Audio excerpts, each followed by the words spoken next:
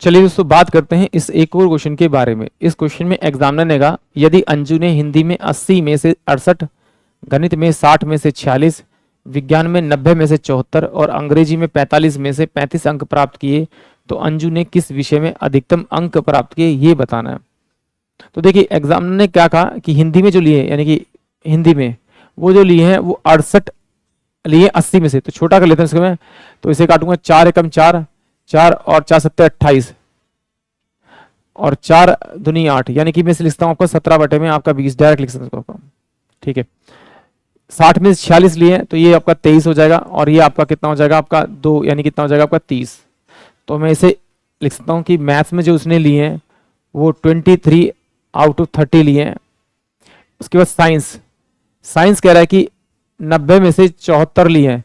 तो इसको अगर सॉल्व करूंगा मैं तो मेरे पास में कितना आ जाएगा आपका, ये 2 3 6 और 2 से 14 यानी 37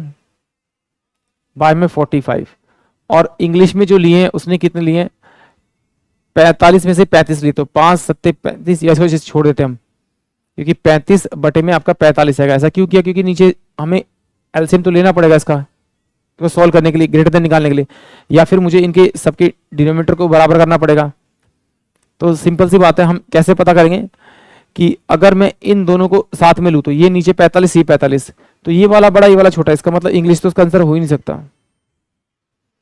अब क्या किया, अब इन दोनों को चेक किया तो इसका जो एलसीएम आएगा वो आएगा आपका 60, तो इसको 3 से मल्टीप्लाई करना, 17 थी 51,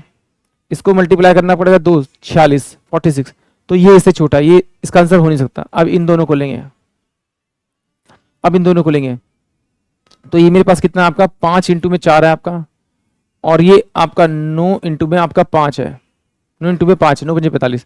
तो इसको अगर मैं 4 से मल्टीप्लाई कर दूं और इसको अगर मैं आपका 9 से मल्टीप्लाई कर दूं, 17 इंटू में आपका 9 हो जाएगा, बराबर में 37 इंटू में आपका 4 हो जाएगा आपका, तो 7 चौक 28, 4 तिया 12, 13 14, ये कितना हो जाएगा 63, 6 9 और 6 15, यानी कि हिंदी में उसने सबसे ज्यादा मार्क्स लिए, यानी कि ऑप्शन जो बी होगा वो इस क्वेश्चन के लिए करेक्ट होगा। आई होप आप सभी क्वेश्चन समझ में आया होगा।